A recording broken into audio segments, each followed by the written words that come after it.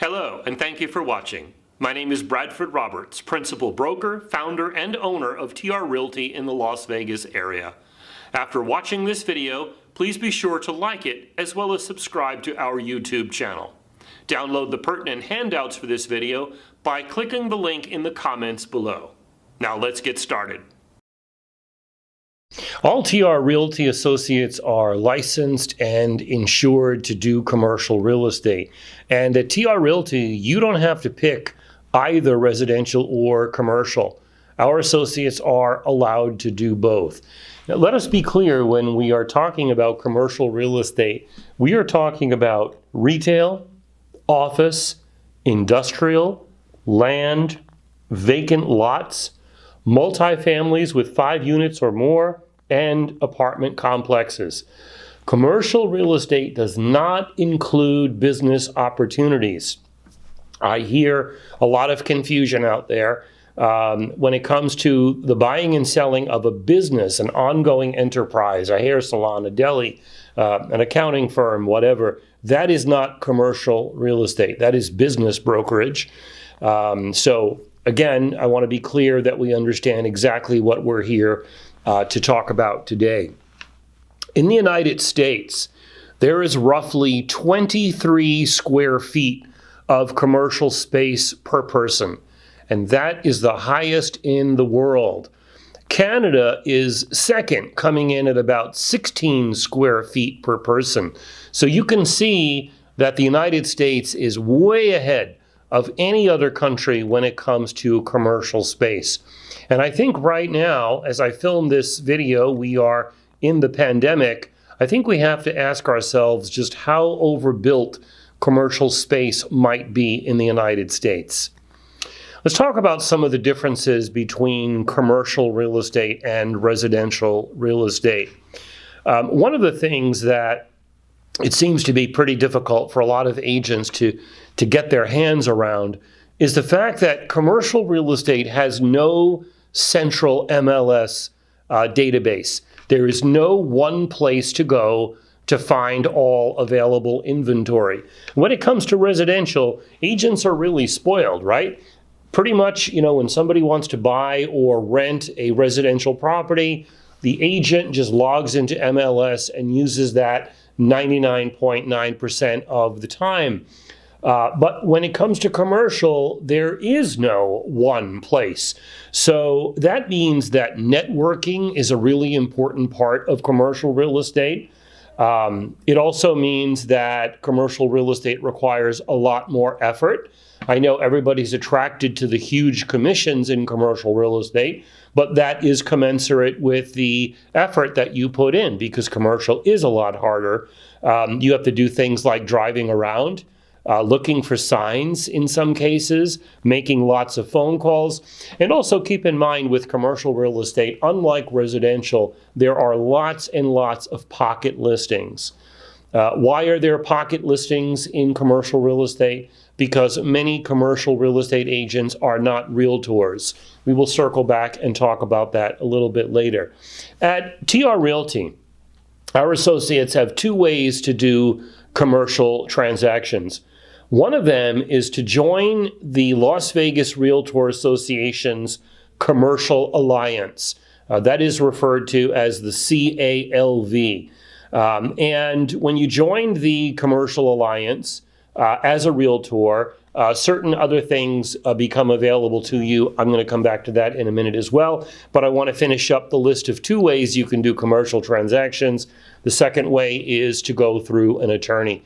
So as long as a Nevada licensed attorney drafts or approves of any contracts between the parties, then our associates are free to do commercial real estate as well. Let's go back and talk about that CALV, the Commercial Alliance Las Vegas.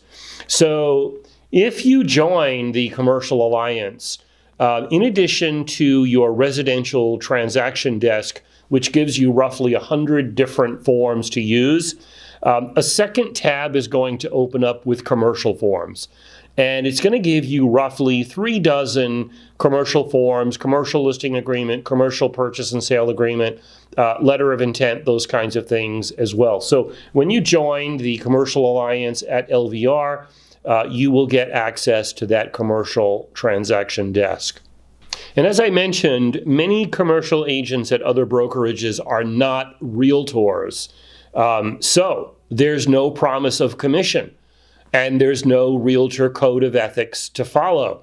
So we're going to be talking about those things today because, again, those are quite different than residential real estate. In fact, sometimes we even have to send an invoice to another brokerage to receive our commission. So some of the other differences I want to discuss with you today include ways to protect your client and to protect yourself. So there are three things that I'd like to discuss in this particular segment about protecting your client and protecting yourself. One is a form that should be used in commercial real estate known as a confirmation of representation. Many of you watching this video are familiar with the concept of confirmational representation because until several years ago, this was a standalone form that we used to use in conjunction with the duties owed in residential. But for a long time now, the confirmation of representation has been added as a segment, as a section into our residential purchase agreement. So we don't do that standalone in residential anymore. But when it comes to commercial, the confirmation of representation form is alive and well. And this is a statement to other real estate professionals that you are, in fact, representing this client. So it's kind of a cross to a vampire, if you will. Stay away. I am representing this client. The second form that I'm recommending in commercial real estate is known as a non-circumvention agreement. So non-circumvention, as the name implies, to circumvent means to go around, right? So a non-circumvention agreement is something that your own client would sign, promising not to go around you, not to go behind your back, and very specifically not to go directly to the listing broker. And the third form that I recommend and we often use in commercial real estate is known as a confidentiality agreement. Occasionally, rarely, this could be used on very high-end real estate when you're dealing with maybe a celebrity or a very well-known person. But a confidentiality agreement, as the name implies, is to keep information confidential. So sometimes when we engage in commercial real estate, we are encountering situations where properties have tenants, and the owner feels that if the tenants know the property is for sale, they might be reluctant to sign their lease, or they might get jumpy, that kind of thing. Also, it might preclude new tenants from coming in. There might be a certain reticence about new ownership of a particular building or shopping center or office building or what have you. So sometimes confidentiality agreements are used. They might even include language that we're not allowed to approach the tenants or disclose anything to the tenants. So there are three forms that many of you might not be familiar with that we regularly use and I recommend in commercial real estate: confirmation representation, non-circumvention agreement, and a confidentiality agreement. There are samples of these up on our website for those of you who have access to that. And also there are sample forms on the commercial transaction desk as well. Now, one more thing when it comes to forms that I'd like to mention to you is how important it is in commercial real estate to use a buyer brokerage agreement. And the buyer brokerage agreement that we use for residential will work as well, but there is a commercial version in commercial transaction desk. So given the fact that when you're dealing with other agents who handle commercial, many of them are not realtors, and as I said, there's no code of ethics to follow. It's kind of the Wild West out there, and you want to do everything possible to protect your relationship with your client, our relationship with your client, of course, because a buyer brokerage agreement is an agreement between the client and the broker ultimately. So, I'm an advocate of the BBA in any kind of real estate that we do, but I think especially in commercial real estate, due to the fact that many agents are not realtors, And they might be more willing to push those ethical boundaries when it comes to interfering in your relationship with your client. So be careful and seriously consider the use of a BBA. So in commercial real estate, when we are going to offer to purchase or to lease real estate, we don't do it right on the contract like we do in residential. In commercial real estate, we start with something called an LOI, a letter of intent. And the letter of intent is a document that precedes the contract, okay? So again, in residential, we write an offer right on the contract, but in commercial, we don't do that. We start with a preceding document known as the letter of intent. And the LOI addresses commission as well, because a lot of times there's no promise of commission. There's no MLS system, right? So you might be driving down the street or walking around the neighborhood and you see a sign for a property for sale or lease. Now you're submitting a letter of intent. Where is your guarantee? Where's your promise of commission? So that needs to be addressed in that LOI. And yeah, you can ask for any commission that you want. It is part of the negotiating process in commercial. It is not in residential, right? We can't ask for anything we want in residential. But the LOI needs to address the commission. And also keep in mind that the LOI is non-binding. Since it's not a contract, it precedes the contract. There's a sample LOI on our website, and there's also a form in Commercial Transaction Desk that you can use. One of the things that you need to be conscious of in commercial real estate that typically you don't give much thought to in residential is zoning. So Clark County and Nye County have almost 30 different variations of zoning codes. Now, when you're doing residential real estate and you're about to write an offer on, let's say, a condo or a single-family home, you probably don't have to question the zoning, right? You probably assume that if there's a single-family home, that it is zoned properly for a single-family home. But when it comes to commercial real estate, there are many, many different types of zoning classifications.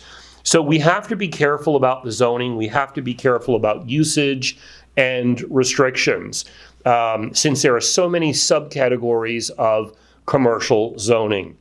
I want to make sure that we understand the term entitlements. So entitlements in commercial real estate refers to a few things. It refers to the zoning of the property. It refers to the usage of the property. And it also refers to utilities. And typically we're talking about entitlements when we talk about land.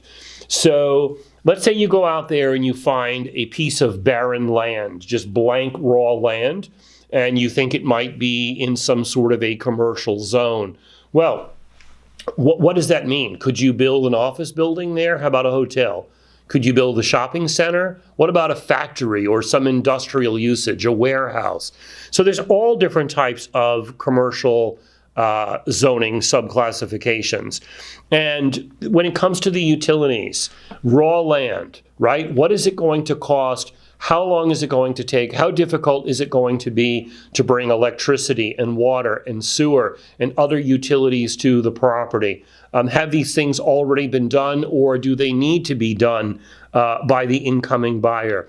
So when we use the term entitlements, it is an umbrella term, and it basically describes how ready a property is to be used in the way we want to use it. And you can probably imagine that if there are two identically sized parcels of land side by side, even if they were zoned the exact same way, if one were fully entitled with utilities and the other were not, you can probably assume that the one that is that has utilities brought to the land, that piece of property is going to be a lot more valuable, right? Because somebody already spent the money and took the time to entitle that property. So I want to make sure you understand that.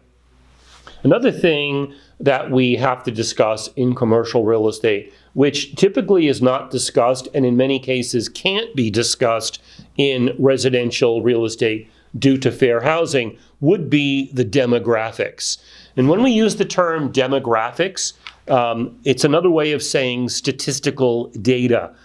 So often with commercial real estate, the end user, whether they're leasing or purchasing the property, they want to know a few things. They want to know, as an example, how many people are living within a certain radius of the property. So if you're about to open let's say a takeout pizza shop, your radius is probably pretty tight because there's a million pizzerias. People will typically not drive 50 miles to get to a pizza shop unless they live in the middle of nowhere, right? So there's typically a pizza shop in every plaza.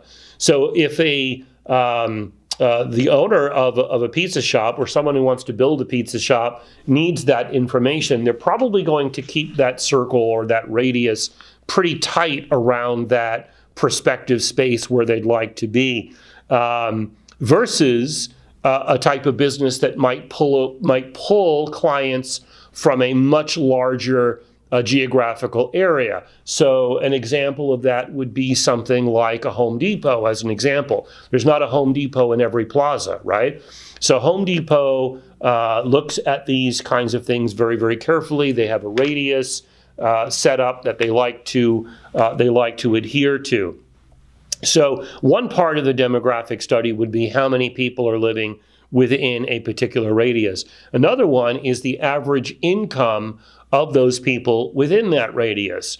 You can probably draw some of your own conclusions here about income and how it relates to certain businesses, right? If you're in a very, very low income area, there are certain businesses that might not thrive in that environment versus certain types of businesses that are particularly looking for areas where people have a very high average income.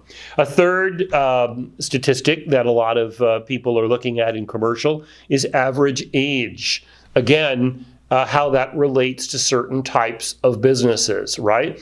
If you are in an area where the average age of the resident is, in their mid-70s, opening up a child care facility in that community might not work so well, right? So you can draw many of your own other conclusions about this as well. Another piece of data that is very relevant has to do with traffic, either street traffic if you're located on a street, or pedestrian traffic if you're located in an area where people walk, such as Fremont Street would be one example of that. So traffic count really, really matters. So those are just some example of demographic studies that you might be involved with when it comes to the leasing or purchasing of commercial real estate. And I want to give you a website that you can check out. I'm not endorsing this website in any way, but for some of you who maybe have never seen demographic research, there's a website called neighborhoodscout.com. Of course, they want to sell you on their paid version, but there's a free version that works pretty well, especially for those of you watching this video who have no experience whatsoever with demographic research. You might want to check out www.neighborhoodscout.com to get an idea of some of the types of research and statistics that are available. Another thing that's different in commercial real estate is that we usually talk in terms of square footage. There are places in the United States, New York City is first and foremost on my mind, where even in residential, we talk about price per square foot. In the Nevada market, price per square foot is not something that is first and foremost in the minds of most of our buyers and sellers. In this market, most buyers and sellers think in terms of numbers of bedrooms, numbers of bathrooms, numbers of rooms, maybe garage spaces, but typically price per square foot is not at the top of the list. But in commercial real estate, price per square foot is really, really important. And in just a moment, I'm going to circle back and talk about price per square foot and a couple of things that we need to know. But I want to mention also in commercial real estate how important linear footage is. And when we talk about linear footage, we're talking about how many feet of the building or the space actually face a major street or a major pedestrian area, such as a mall. In other words, let's say someone is looking to rent a space in a shopping center. A space that is 20 feet wide and 60 feet deep is going to be less valuable to most users than something that's 60 feet wide and 20 feet deep.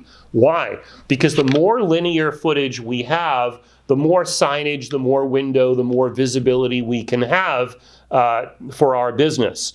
So that linear footage is often something that is taken into consideration, especially when you're dealing with major tenants, national tenants. They really care about that. All right, I mentioned that I would circle back and talk about square footage. So there's something I want you to know about that. I want you to know the term Boma Standard. Boma is spelled B-O-M-A, and Boma stands for Building Owners and Managers Association. Building Owners and Managers Association. And when we talk about a Boma standard, we're talking about usable square footage. So this is different than just taking the length of the space and multiplying by the width of the space. That is something we might do in residential. But in commercial real estate, there's a lot of things that can detract from the usability of square footage. In other words, places where we can't sell our merchandise. So things like public restrooms, things like lobbies, things like aisles, let's say in a supermarket, right? We can't use the entire square footage of a supermarket to sell food. We need places for people to walk and to push their shopping carts, right? There might be support columns in larger spaces. There might be elevators or escalators. There might be utility rooms or common facilities. So those things will detract from the usable square footage. And if someone were to ask you, what is the Boma square footage? What they're talking about is not simply the length times the width. They're talking about the square footage within that space that could actually be used to run the business. There are different types of stores, and I'd like to familiarize you with some of those names as well. Let's talk first about something called an end cap. An end cap is when there is a store located at the end of a strip center, okay? So if you think about a strip center that you might know, typically there's a business on one end, a business on the other end, and then several smaller businesses in the middle. Or there could be a large business in the middle, like let's say a supermarket as an anchor, that sort of thing. But if we think about the business that's located on the end of the plaza, typically, they have more opportunity for signage. Typically, they have more opportunity for parking as well. And you can imagine that an end cap is a premium space. So they're usually built with a little bit more square footage in an attempt to procure a more serious tenant or a more stable or known tenant into an end cap. Of course, when you locate your business in the end cap, depending on how the rest of the plaza is laid out, you might have an opportunity for a drive-through as well. You wouldn't have that if you were located in the middle of the plaza, right? So an end cap is a bit more of a premium space. It will attract a more premium price as well. The ones located in the middle of the plaza are known as inline stores. So an inline store is a retail location that sits between the end caps.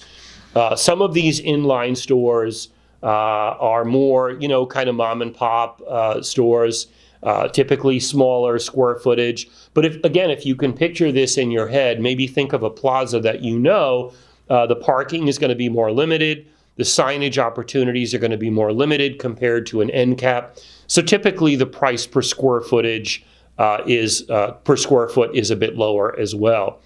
And then we have something called a pad. PAD. A pad is simply a freestanding parcel that typically sits in front of a strip center. So a lot of strip centers, a lot of shopping centers, if you will, that you can think about probably have all three of these. They have the inline stores located in the middle of a long building. They have the end caps, obviously, at the end. And then typically they have the pads, which are typically located in front up against the street. And larger tenants like fast food restaurants and banks, they often like to go into those pads as well. So one of the questions that you would ask someone looking to lease or potentially buy space for their business is, would they be looking at an inline space? Would they be looking at an end cap space? Would they be looking at a pad space? 3 different categories, typically 3 different price ranges, and also typically 3 different end users as well.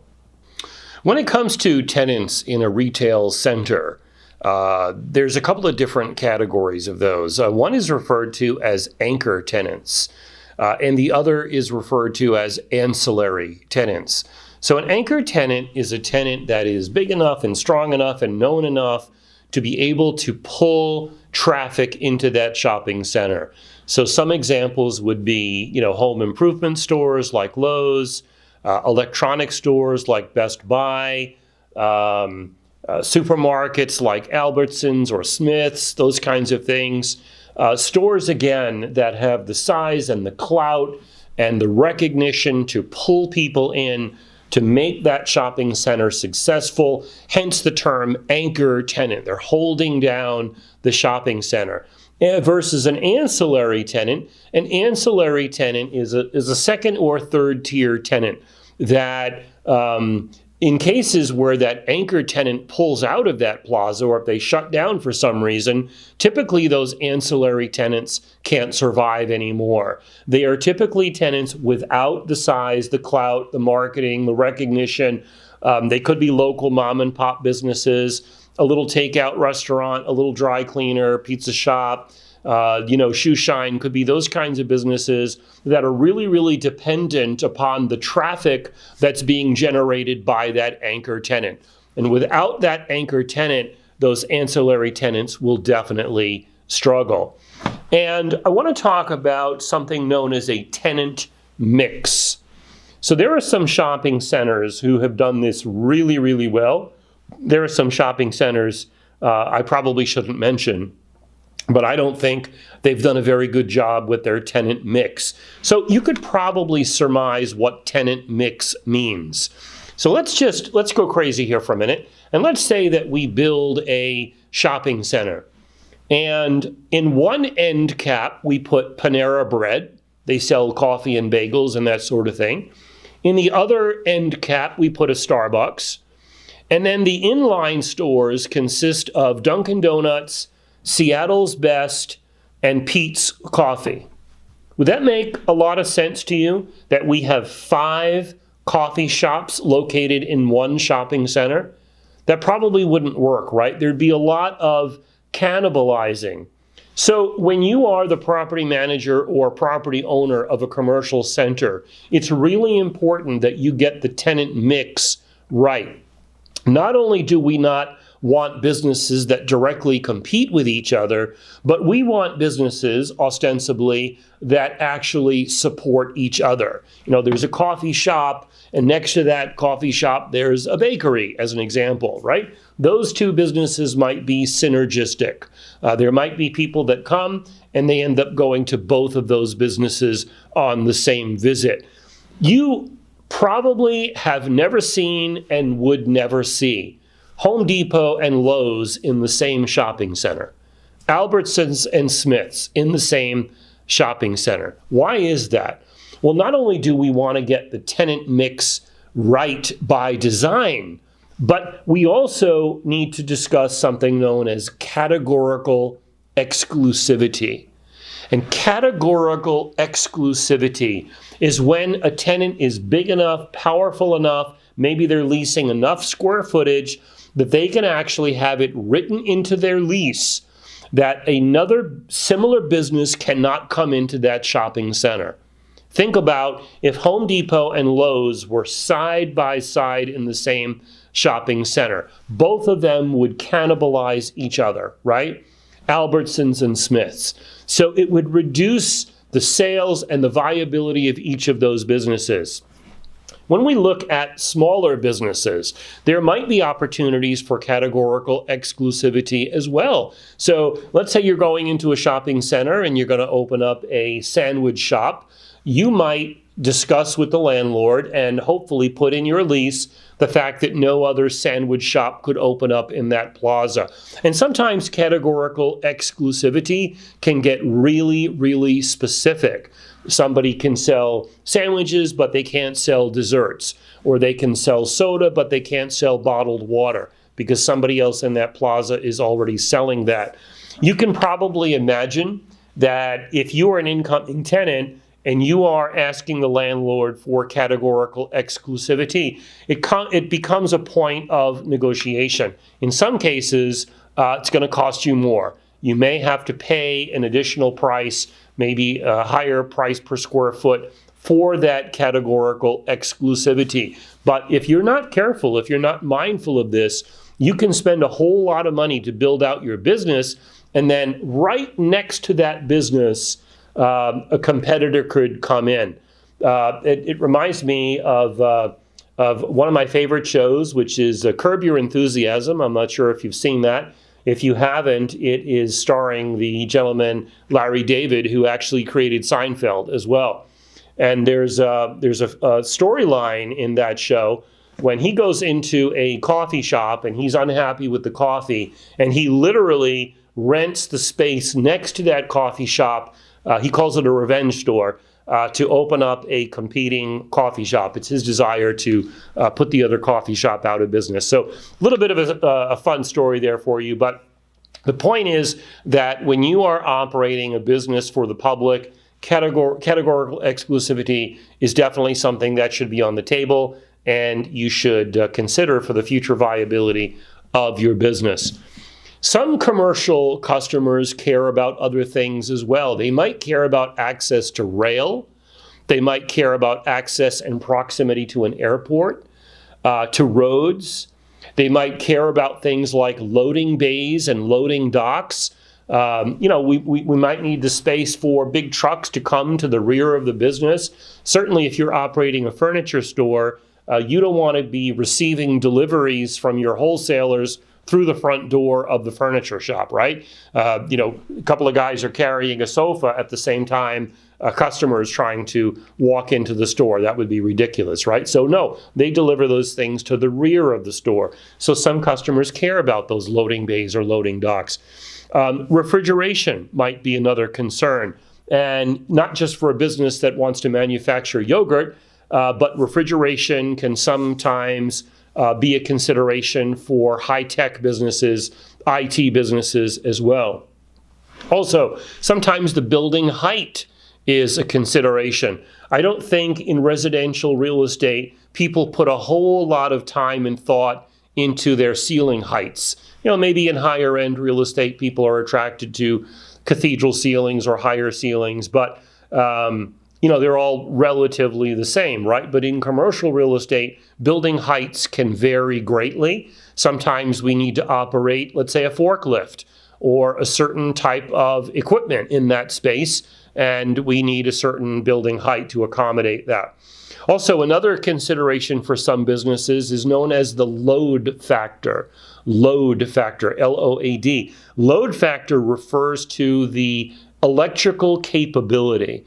You can imagine that, let's say, a little shop that is selling shirts would have different electrical requirements than a business that requires a lot of refrigeration, a lot of cooking equipment, a lot of freezers, as an example.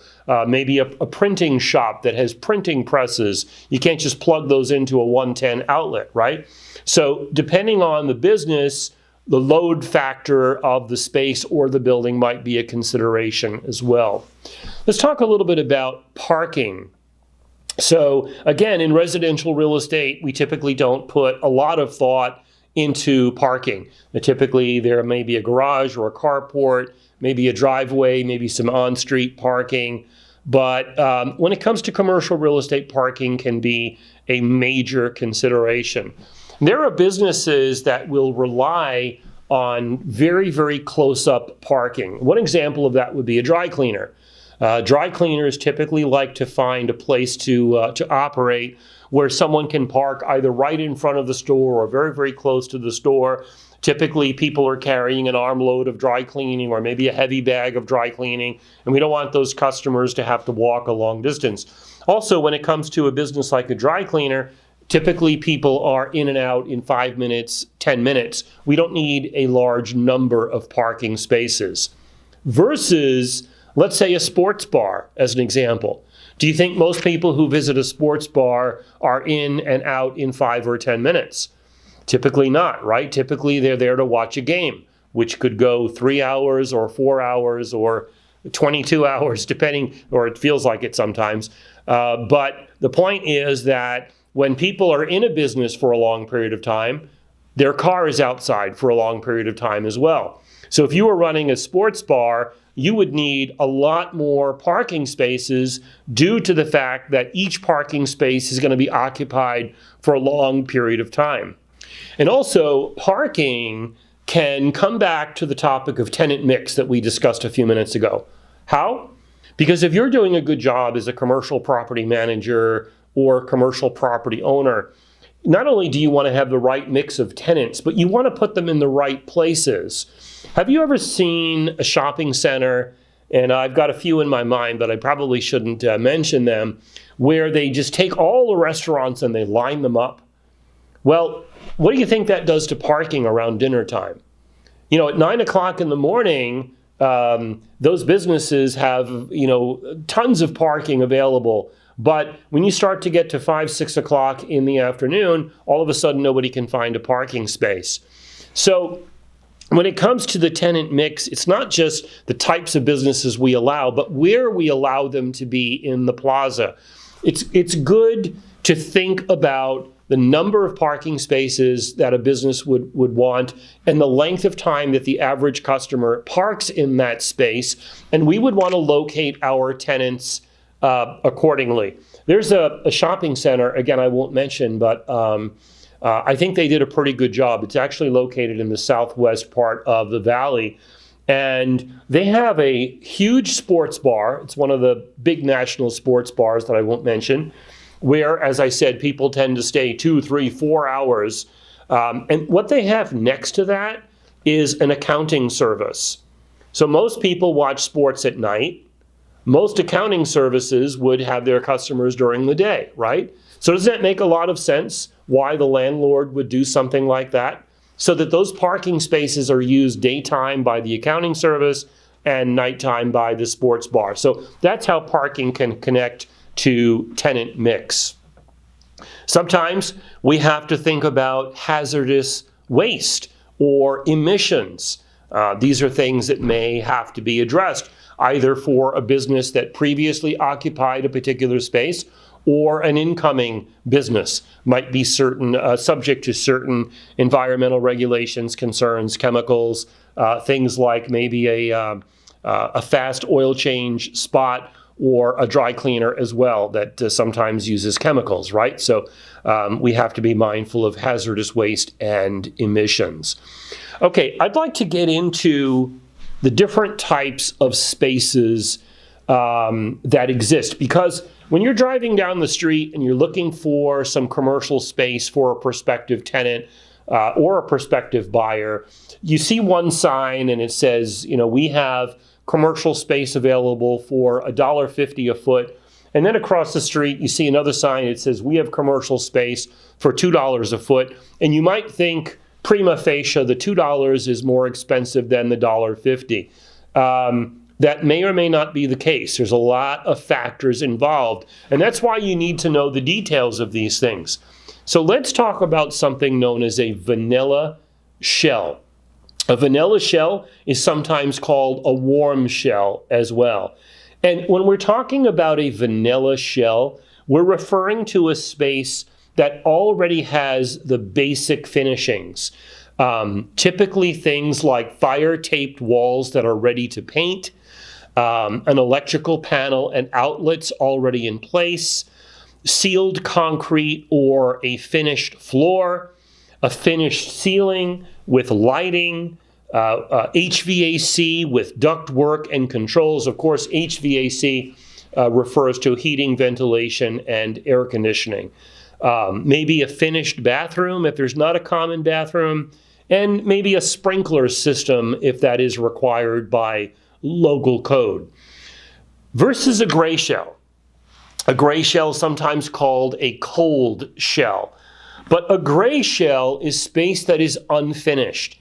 Typically, it is bare stud walls, unfinished floors, typically no plumbing, no electrical. Sometimes it does include an HVAC unit, but no ductwork, no controls. Sometimes there may be a sprinkler system installed, but it's not dropped to ceiling height. So the point I'm trying to make is, when you saw those signs, this one's $1.50 a foot, this one's $2 a foot, one could be vanilla, one could be gray, all right? So we have to make a fair apple-to-apple comparison here.